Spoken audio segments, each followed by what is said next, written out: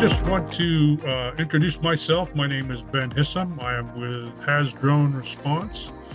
I am a private consultant. I have had 35 years plus with the Ohio Bureau of Workers' Compensation, which I just recently retired from.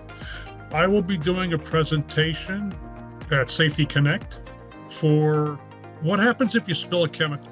And it's going to tell you how you protect yourself and others.